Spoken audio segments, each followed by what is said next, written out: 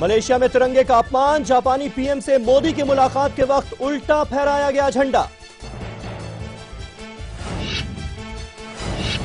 Business summit में मोदी ने भारत और आसियान को बताया सहयोगी, भारत को निवेश के लिए बताया सबसे बेहतरीन। बाबा रामदेव को आटा नूडल्स के लिए नहीं मिला लाइसेंस, एफएसएसएआई ने पतंजलि को जारी किया कारण बताओ नोटिस, बाबा से मांगा जवाब। और आने वाले गणतंत्र दिवस पर मुख्य अतिथि होंगे फ्रांस के राष्ट्रपति फ्रांसवा ओलांद, सरकार ने भेजा आधिकारिक न्योता।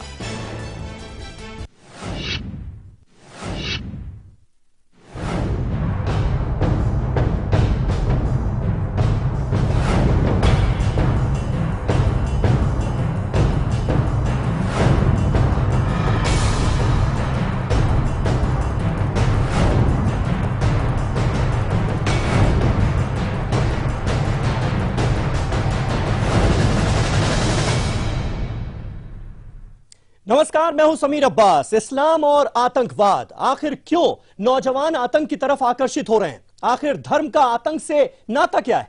देश के साथ पूरी दुनिया में इस मुद्दे पर बहस छिड़ी हुई है। पेरिस पर आईएसआईएस के आतंकी हमले के बाद यह मुद्दा जोर शोर से उठा और पूरे देश में चर्चा शुरू हो गई।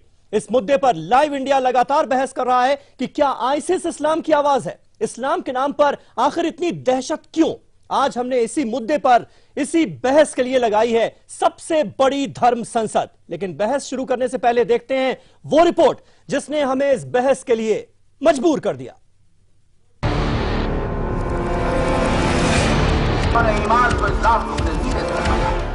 पेरिस हमले के बाद से ही पूरी दुनिया में इस्लाम और आतंकवाद पर बहस जारी है। शुक्रवार को हुए माली आतंकी हमले में होटल में घुसे आतंकवादियों ने उन बंधकों को छोड़ना शुरू कर दिया था जो कुरान की आयतें सुना रहे थे। ऐसे में उन सवालों को और धार मिल गई जो अमेरिका के राष्ट्रपति बराक ओबामा ने उठाए थे। I think there have been times where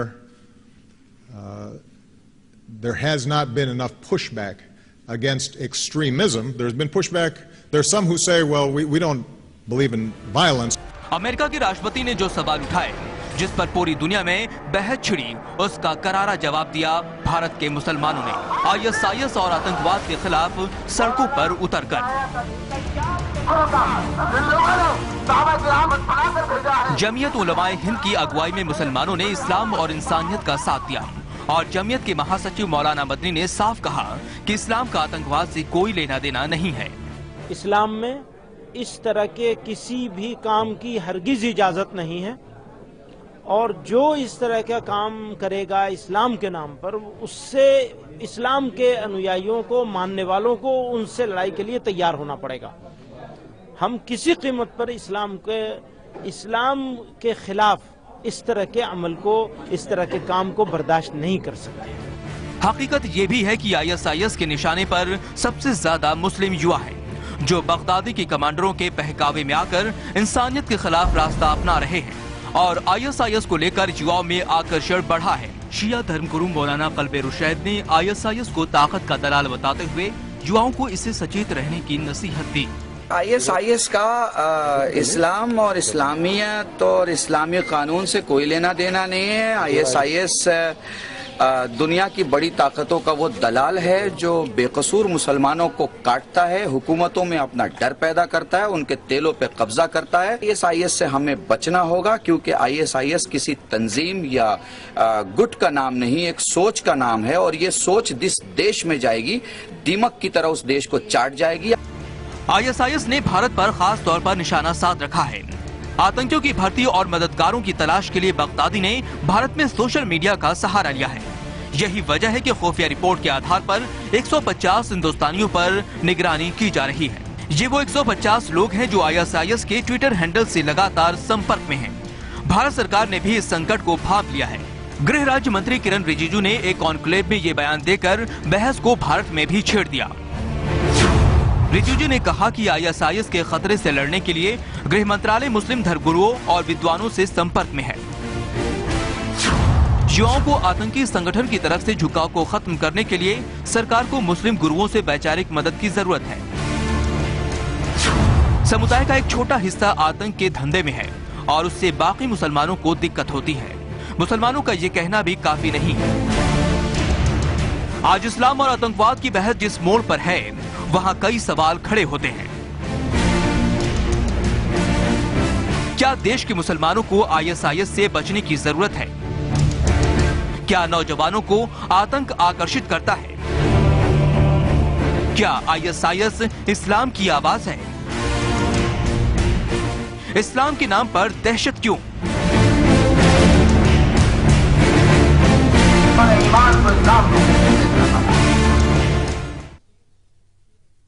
जी हाँ, क्या आईसिस इस्लाम की आवाज है? कहा तो यही जाता है कि सभी धर्म जो हैं वो प्यार और मोहब्बत का पाठ पढ़ाते हैं, लेकिन चर्चा यही होने लगी है, सवाल यही उठने लगा है कि क्या आईसिस वाकई इस्लाम की आवाज है? हमारे साथ इस बड़ी धर्म संसद में बहस के लिए मौजूद हैं विनोद बंसल साहब, विश्व हिंदू परिषद के प्रवक्ता हैं, मौलाना अब्दुल हमीद नोमानी साहब जो कि जमीयत उलेमाए हिंद के प्रवक्ता हैं, हमारे साथ स्टूडियो में मौजूद हैं, आलोक शर्मा जी कांग्रेस के प्रवक्ता हमारे साथ हैं, लखनऊ से हमारे साथ जुड़ेंगे मौलाना खालिद रशीद फिरंगी महली साहब, मुस्लिम पर्सनल लॉ बोर्ड के सदस्य हैं, मुंबई का भी हम रुख करेंगे जहां से वरिष्ठ बीजेपी नेता साबिर अली साहब हमारे साथ जुड़ेंगे, और राष्ट्रीय पुरस्कार विजेता अभिनेत्री हैं, मराठी अभिनेत्री हैं उषा जाधव, वो भी इस बहस का हिस्सा होंगी, और दिल्ली से हमारे साथ हैं ऑल इंडिया हिंदू महासभा के अध्यक्ष स्वामी चक्रपाणी जी।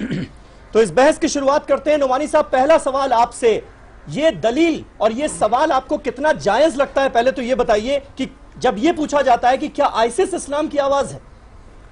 देखिए, जो लोग ये सवाल उठा रहे हैं उनके दिमाग में कहीं न कहीं जो है वो टेढ़ापन और कजी और खराबी है। ये बिल्कुल क्लियर है कि ISIS इस्लाम की आवाज बिल्कुल नहीं है। किसी भी संगठन को या ग्रुप को अगर जो वो छोटा हो, लेकिन यह है कि विनाशकारी जो है वो ग्रुप है वो, अगर आप जो है उसको धर्म से, विचारधारा से या जो है वो कम्युनिटी से जोड़ देते हैं, तो जो बिल्कुल छोटा होता है, कमजोर होता है किसी न किसी रूप में, वो उसको मजबूत कर देते हैं, बड़ा बना देते हैं, मजबूत कर देते हैं। तो ये जो है वो बिल्कुल गलत है। इसके साथ आप देखिए कि जो है विश्व स्तर पे जो भी विश्वविज्ञात जो है वो गुरु हैं, धर्म गुरु हैं और विशेषज्ञ हैं इस्लाम के, शरीयत के और फिक़्ह इस्लामी न्याय शास्त्र के, एक भी नाम जो है इसके साथ नहीं है। ये छोटा सा ग्रुप है जो महाशक्तियों ने पैदा किया है, लेकिन चूंकि अभी इसके कंट्रोल से जो है वो ग्रुप जो है वो बाहर हो रहा है। चक्रपाणी जी, आप इस राय से सहमत हैं?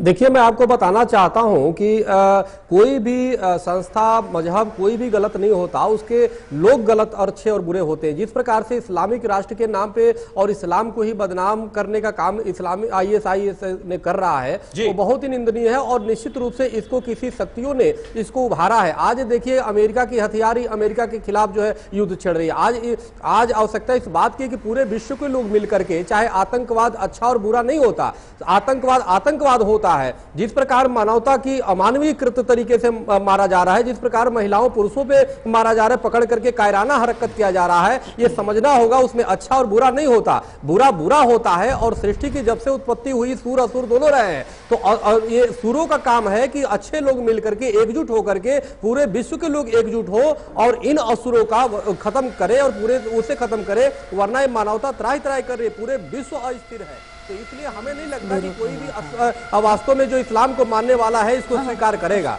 तो ये है बिल्कुल। खालिद रशीद फिरंगी महली साहब हमारे साथ मौजूद हैं। फिरंगी महली साहब, आपका ही स्टेटमेंट में कल का सुन रहा था, आपने कहा कि हजारों मुसलमानों की भी हत्या आईसिस की तरफ से की जा रही है, आईसिस उनको भी मार रहा है, लेकिन ये जो ब्लेम बार बार एक समुदाय विशेष पर खड़ा हो जाता है और उनको शक की निगाहों से देखा जाने लगता है, इससे कैसे बचा जाए और ऐसे में एक मुस्लिम धर्मगुरु अपनी जिम्मेदारी कैसे निभाए?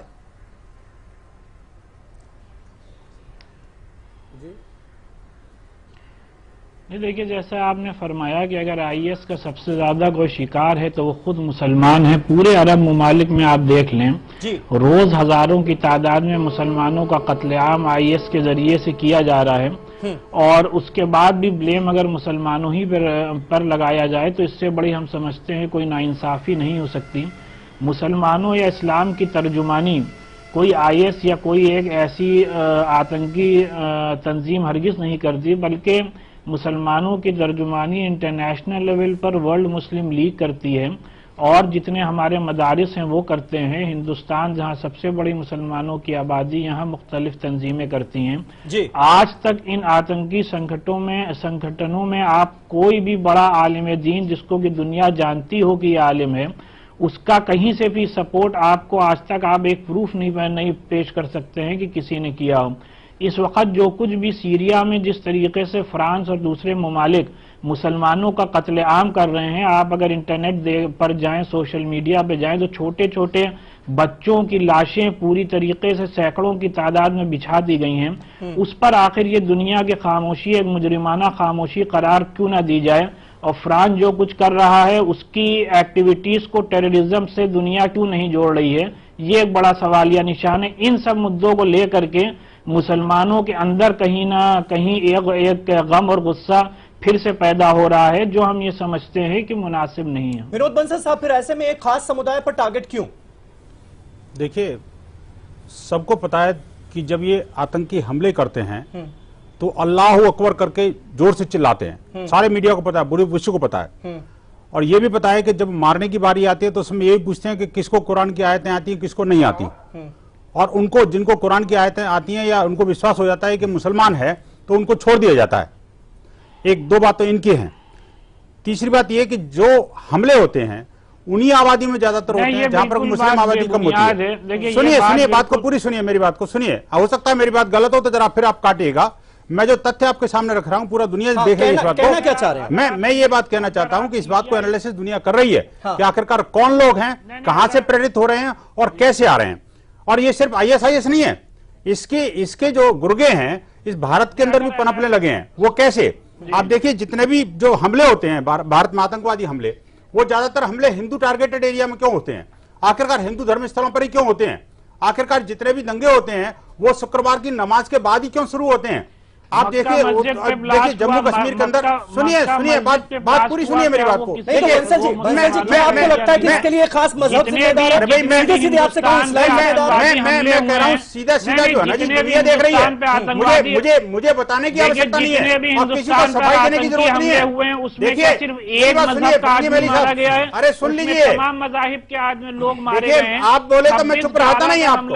अब अगर आप सुनने की भी सहमति, अगर आप सुनने की शक्ति भी नहीं है तो ठीक है, आप बोलते रहिए, मैं चुप हो जाता हूं, कोई बात नहीं, मैं नहीं बोलूंगा। फिरंगी वैली साहब, सभी का पक्ष जानना बहुत जरूरी है और इसीलिए हमने ये धर्म संसद लगाई है ताकि सभी की जो बात है वो सामने आ पाए और दर्शक जो है, जो हमारी जनता है देश की, वो समझ पाए कि आखिर ये मसला है क्या, या इस पर सिर्फ फालतू का बवेला किया जा रहा है। बंसल जी, बात मैं ये बात कंटिन्यू करना चाहता हूं। देखिए, अभी पिछले आप देखिए, सुनिए, पिछले 2 साल का डाटा उठा लीजिए। जम्मू कश्मीर के अंदर जितने भी प्रदर्शन हुए, आखिरकार जुम्मे की नमाज के बाद तुरंत कैसे प्रदर्शन होते हैं? आखिरकार वहां पर जब मस्जिद से निकलते हैं और तुरंत तिरंगा जलाते हैं, मस्जिद से निकलते हैं पाकिस्तान का झंडा फहराते हैं, मस्जिद से निकलते हैं ISI का झंडा फहराते हैं। आखिरकार कौन शक्तियां हैं? कहां से प्रेरणा मिलती है? कहां से ऊर्जा मिल रही है इन सब चीजों के लिए? इस बात को सोचना पड़ेगा, एक बात। दूसरी बात ये, जब भी हिंदू इसी पर नुमानी साहब, कौन करते हैं? हिंदू है या फिर जिन्हें इस्लाम की पूरी नॉलेज है, वो अपनी जिम्मेदारी ठीक से नहीं निभा रहे, जिसकी वजह से कुछ मुसलमान गुमराह होकर उस तरफ चले जा रहे हैं। क्या ये भी सवाल है? क्या जोड़कर देखना ये अपने आप हम समझते हैं बहुत बड़ा हमला है। समाज जो है वो बहुत बड़ा है और आप देखेंगे कि समाज में जो है वो सरकार भी है और जनता भी है और जो है संस्थाएं भी है, लेकिन कुछ लोग जो है ये सबसे जो है वो बाहर होते हैं। आप जो है और आप देखेंगे जो एरिया होता है, जो विचार होता है, उसी को लेके जितने भी खराब लोग हैं, आपने हमेशा देखा होगा कि वो अच्छे नामों से, अच्छे जो है शीर्षक और उन्वान से सामने आते हैं। तो शैतान भी जो है ना, आपने देखा होगा कि अच्छे जो है नाम से ही वो सामने आता है। लेकिन तो ये मुस्लिम धर्मगुरु सोए क्यों रहते हैं? नहीं, सोए नहीं है, बिल्कुल जागे हुए रहते हो, चुप रहते हो। नहीं, कभी चुप नहीं रहते। एक दिन भी हमने भारत के अंदर क्या आपने कोई प्रोग्राम किया है आतंकवाद के खिलाफ? प्रोग्राम करने की क्या जरूरत है? हमने आप आतंकवाद फैलाते रहो और हम प्रोग्राम करते हैं, ये क्या मतलब? आप ये कहना चाह रहे हैं? नहीं, मुझे बताइए, आप रोक के नहीं सकते। जब समाज में हिंदू मुस्लिम समुदाय के नाम पे बांटते हैं तभी आतंकवाद फैलता है। नहीं, बांट कौन रहा है? आप बांट रहे हो। मक्का मस्जिद किसने ये किया है? आप हिंदू मुस्लिम को जो है आतंकवाद के नाम पे नहीं बांट सकते। हम नहीं बांट रहे, लेकिन आप बांट रहे हैं। आतंकवाद फैला कौन रहा है? पूरी राजनीति, आतंकवाद फैला कौन रहा है? इस बात को समझना पड़ेगा। मोमानी साहब देखिए, इस्लाम की शिक्षाओं को शांति की तरफ ले जाइए। इस देश में, इस विश्व सभी ले जा रहे हैं, इस्लाम को शांति की शिक्षा देता है। ले जा रहे हैं वो। फिर मस्जिद सवाल यहाँ पर ये कि गुमराह क्यों हो रहे हैं नौजवान? मुझे मस्जिद से निकलने के बाद तिरंगे को क्यों जलाते हैं? आप मस्जिद से निकलने के बाद आईएस का झंडा क्यों फैलाते हैं? आखिरकार कौन सी प्रेरणा है? कौन से क्यों ऐसा हो रहा है? आप रोकते हैं क्यों? भाई कमाल की बात है यार। हम रोकेंगे। बंसल साहब, यहाँ पर थोड़ी देर के लिए आपको रोकना चाहूंगा। नहीं, बंसल साहब रोकना चाहूंगा आपको। साबिर अली साहब भी हमारे साथ मौजूद हैं। साबिर भाई, आपसे जानना चाहेंगे, क्या आप विनोद बंसल जिन बातों का जिक्र कर रहे हैं, जिन मुद्दों को वो उठा रहे हैं, क्या आप उससे सहमति रखते हैं? आप ही के सहयोगी हैं।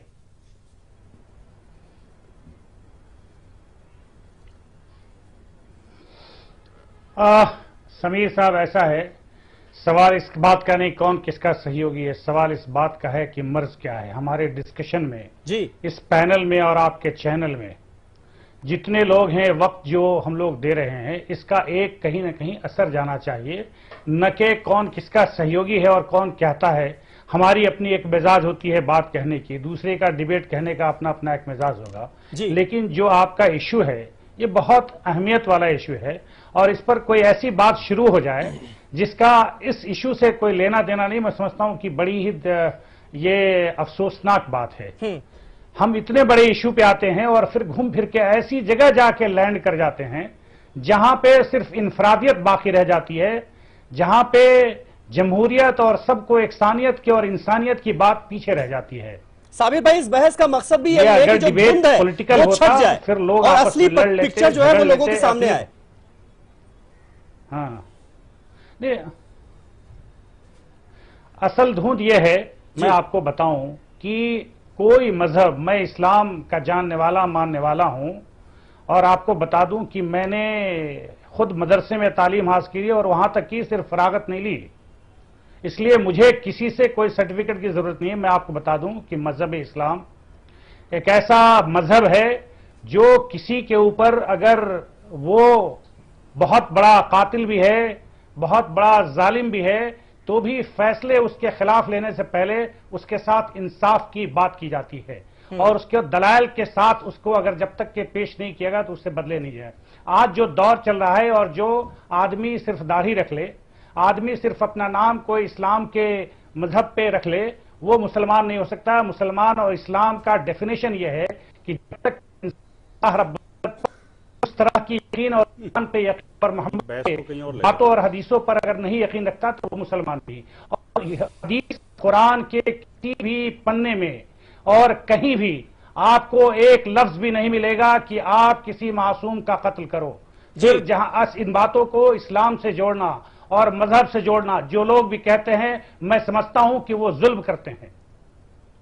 बिल्कुल। आलोक जी, यहां पर आप कुछ जोड़ना चाहेंगे, क्योंकि ये एक ऐसा मुद्दा है जिस पर राजनीति भी खूब होती है, क्योंकि ये इस तरह की राजनीति, हिंदू मुसलमान की राजनीति पार्टियों को सूट भी बहुत करती है। देखिए, मैं समझता हूं राजनीति इस मुद्दे पर नहीं होनी चाहिए। साबिर जी ने भी कहा कि बहुत गंभीर विषय है और उस पर चर्चा भी गंभीर होनी चाहिए।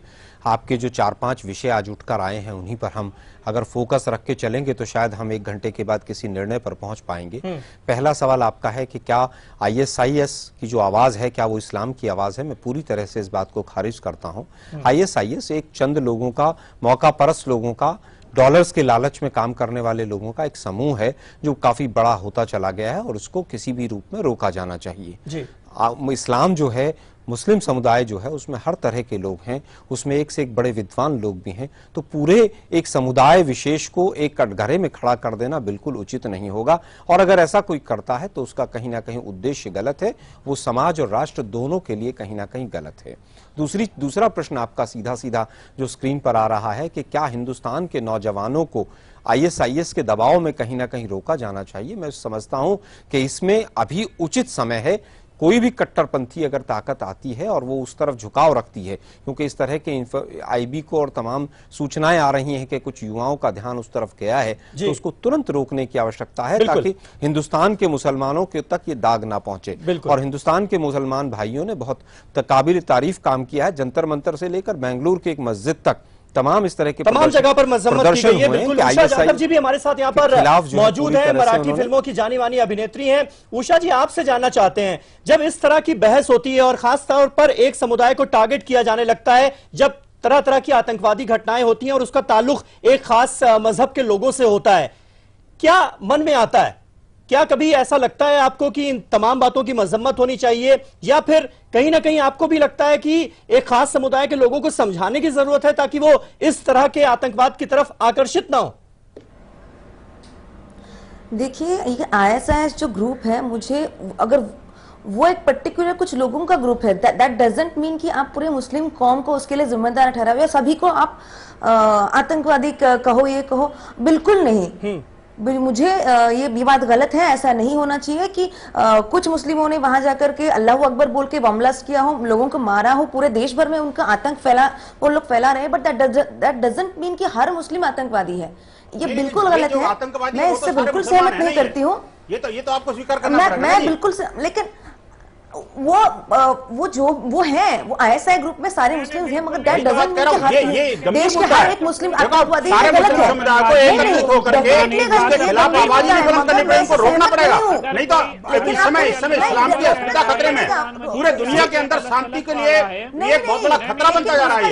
और आखिरकार एक ही गुट क्यों, आखिरकार इनको क्यों नहीं रोका जा रहा? और जो ISIS के जो खतरे हैं अभी भारत के अंदर जो बढ़ रहे हैं, उनको भी ये लोग प्रोत्साहन देते हैं। पॉलिटिकल इशू बनाना ही नहीं चाहिए।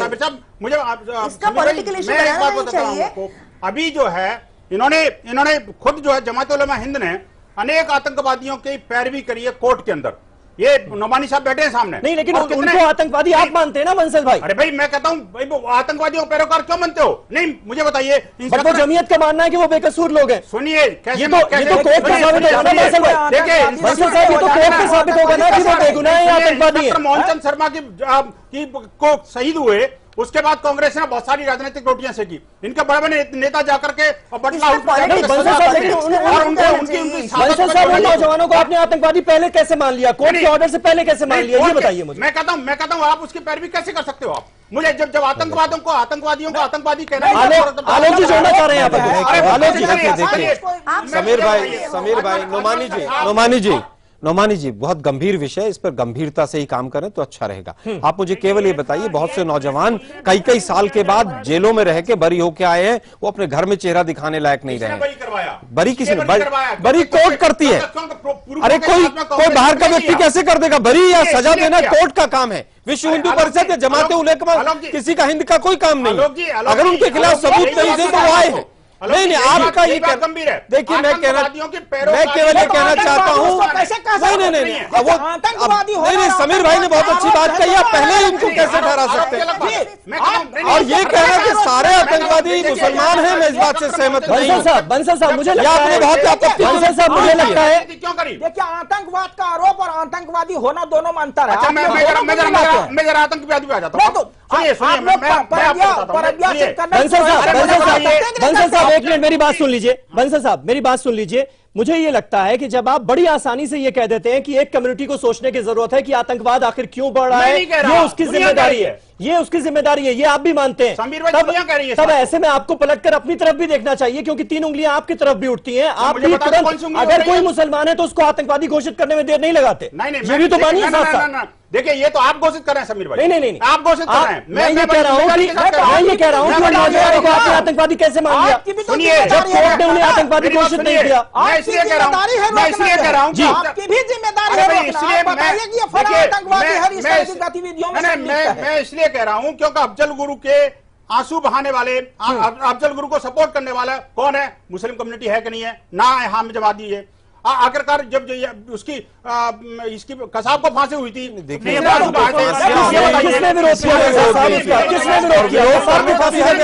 किया? कानून ने अपना काम किया, दोनों को फांसी लगी।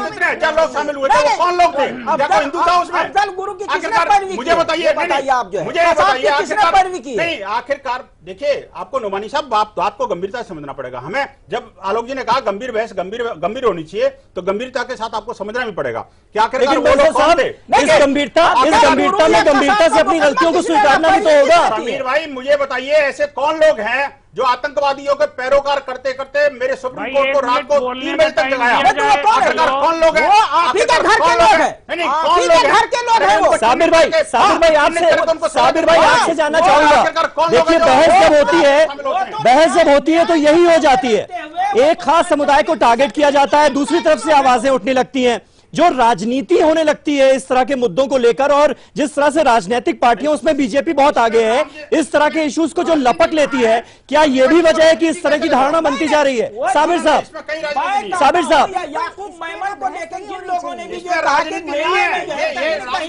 नहीं, नुमानी साहब एक मिनट, देखिए ऐसा है साबिर भाई बात कही, साबिर भाई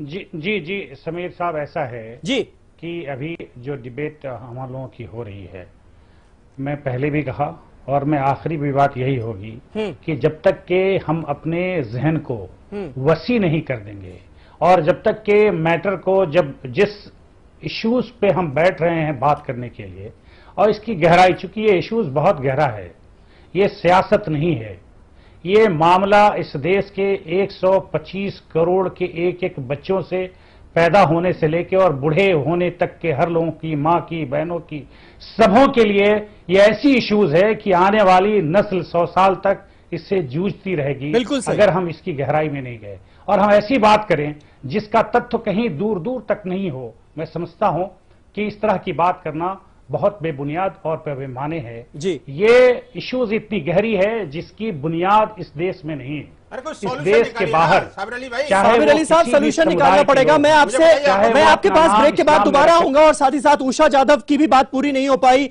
वो भी बात करना चाहती हैं, और चक्रपाणी जी के पास भी हम लौटेंगे। एक छोटा सा ब्रेक हमें यहां पर लेना पड़ेगा। धर्म संसद लगातार जारी है, इस बड़ी बहस का बड़ा मुद्दा आज यही है कि क्या आईसिस इस्लाम की आवाज है? ये सवाल आखिर उठने की नौबत क्यों आई? एक छोटे से ब्रेक के बाद।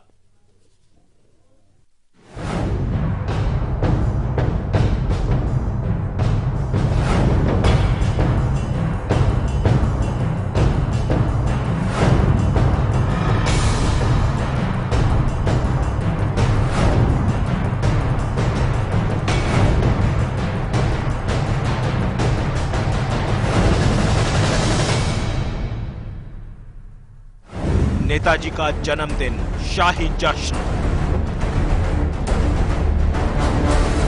समाजवादी महफिल, सितारों के ठुमके, ये कैसा समाजवाद? आज शाम 6 बजे। खुशियां मनाने में कुछ दर्द होता है, पर इस दर्द से रुकना क्यों? एक्सपर्ट है ना वॉलोनी, डॉक्टर्स का भरोसेमंद। इसका quick absorb nano gel formula बिना मसाज के दे आपको इंस्टेंट और लंबा आराम। वॉलोनी, इसके आगे दर्द क्या चीज है?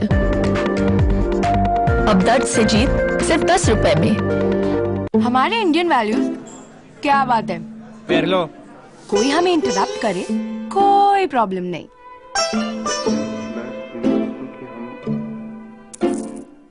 पापा 1 मिनट। पर टीवी देखते वक्त क्या हो जाता है इंडियन वैल्यूज को? अब नहीं होगा, क्योंकि वीडियोकॉन D2H में है अनलिमिटेड रिकॉर्डिंग। टीवी को पॉज करो, प्रेम से इंटरप्ट हो जाओ और सिर्फ 1 रुपए में इंडियन वैल्यूज को मेंटेन रखो। Videocon D2H for Indian values. दीदी ये देखो,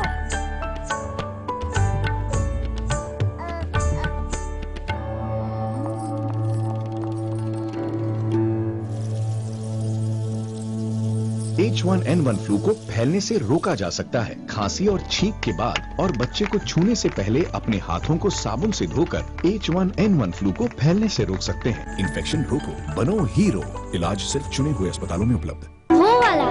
खुल के जीने में कुछ दर्द तो होता है, पर इस दर्द से रुकना क्यों? एक्सपर्ट है ना वॉलोनी, डॉक्टर्स का भरोसेमंद। इसका quick absorb nano gel formula बिना मसाज के दे आपको इंस्टेंट और लंबा आराम। वॉलोनी, इसके आगे दर्द क्या चीज है? अब पाइए किसी भी दर्द से जीत वॉलोनी के साथ। हमारे इंडियन वैल्यूज कितने स्वीट होते हैं ना।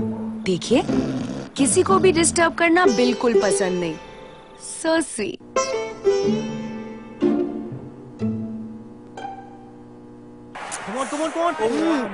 पर टीवी देखते वक्त क्या हो जाता है इंडियन वैल्यूज को?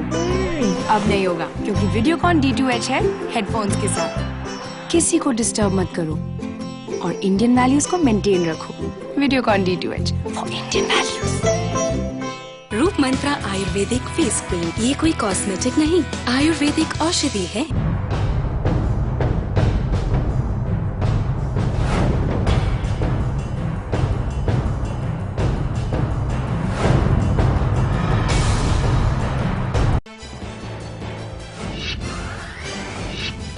मलेशिया में तिरंगे का अपमान, जापानी पीएम से मोदी की मुलाकात के वक्त उल्टा फहराया गया झंडा।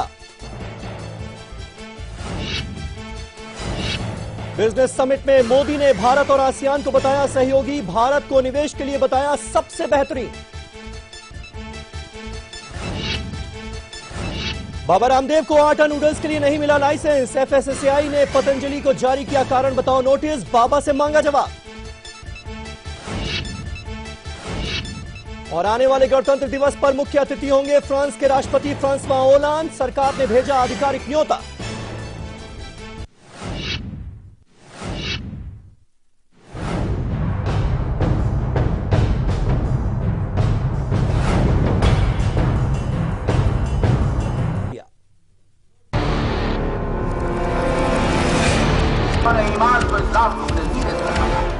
पेरिस हमले के बाद से ही पूरी दुनिया में इस्लाम और आतंकवाद पर बहस जारी है। शुक्रवार को हुए माली आतंकी हमले में होटल में घुसे आतंकवादियों ने उन बंधकों को छोड़ना शुरू कर दिया था जो कुरान की आयतें सुना रहे थे। ऐसे में उन सवालों को और धार मिल गई जो अमेरिका के राष्ट्रपति बराक ओबामा ने उठाए थे। I think there have been times where there has not been enough pushback against extremism. There's been pushback. There's some who say, well, we don't believe in violence. America के राष्ट्रपति ने जो सवाल उठाए जिस पर पूरी दुनिया में बहस छिड़ी, उसका करारा जवाब दिया भारत के मुसलमानों ने ISIS और आतंकवाद के खिलाफ सड़कों पर उतरकर। जमीयत उलमाए हिंद की अगुवाई में मुसलमानों ने इस्लाम और इंसानियत का साथ दिया और जमीयत के महासचिव मौलाना मदनी ने साफ कहा कि इस्लाम का आतंकवाद से कोई लेना देना नहीं है। इस्लाम में इस तरह के किसी भी काम की हरगिज इजाजत नहीं है और जो इस तरह का काम करेगा इस्लाम के नाम पर, उससे इस्लाम के अनुयायियों को, मानने वालों को उनसे लड़ाई के लिए तैयार होना पड़ेगा। हम किसी कीमत पर इस्लाम के खिलाफ इस तरह के अमल को, इस तरह के काम को बर्दाश्त नहीं कर सकते। हकीकत ये भी है कि ISIS के निशाने पर सबसे ज्यादा मुस्लिम युवा है जो बगदादी के कमांडरों के बहकावे में आकर इंसानियत के खिलाफ रास्ता अपना रहे हैं और ISIS को लेकर युवाओं में आकर्षण बढ़ा है। शिया धर्मगुरु मौलाना कल्बे रुशैद ने ISIS को ताकत का दलाल बताते हुए युवाओं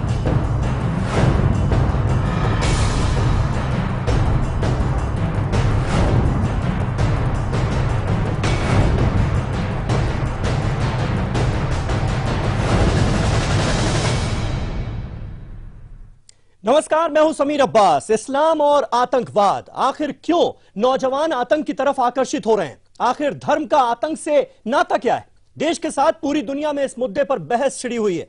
पेरिस पर ISIS के आतंकी हमले के बाद यह मुद्दा जोर शोर से उठा और पूरे देश में चर्चा शुरू हो गई। इस मुद्दे पर लाइव इंडिया लगातार बहस कर रहा है कि क्या ISIS इस्लाम की आवाज है? इस्लाम के नाम पर आखिर इतनी दहशत क्यों? आज हमने इसी मुद्दे पर इसी बहस के लिए लगाई है सबसे बड़ी धर्म संसद। लेकिन बहस शुरू करने से पहले देखते हैं वो रिपोर्ट जिसने हमें इस बहस के लिए मजबूर कर दिया। को इससे सचेत रहने की नसीहत दी। ISIS का इस्लाम और इस्लामियत और इस्लामी कानून से कोई लेना देना नहीं है। ISIS दुनिया की बड़ी ताकतों का वो दलाल है जो बेकसूर मुसलमानों को काटता है, हुकूमतों में अपना डर पैदा करता है, उनके तेलों पे कब्जा करता है। ISIS से हमें बचना होगा क्योंकि ISIS किसी तंजीम या गुट का नाम नहीं, एक सोच का नाम है और ये सोच जिस देश में जाएगी दीमक की तरह उस देश को चाट जाएगी। ISIS ने भारत पर खास तौर पर निशाना साध रखा है। आतंकियों की भर्ती और मददगारों की तलाश के लिए बगदादी ने भारत में सोशल मीडिया का सहारा लिया है। यही वजह है कि खुफिया रिपोर्ट के आधार पर 150 हिंदुस्तानियों पर निगरानी की जा रही है। ये वो 150 लोग हैं जो ISIS के ट्विटर हैंडल से लगातार संपर्क में हैं। भारत सरकार ने भी इस संकट को भांप लिया है।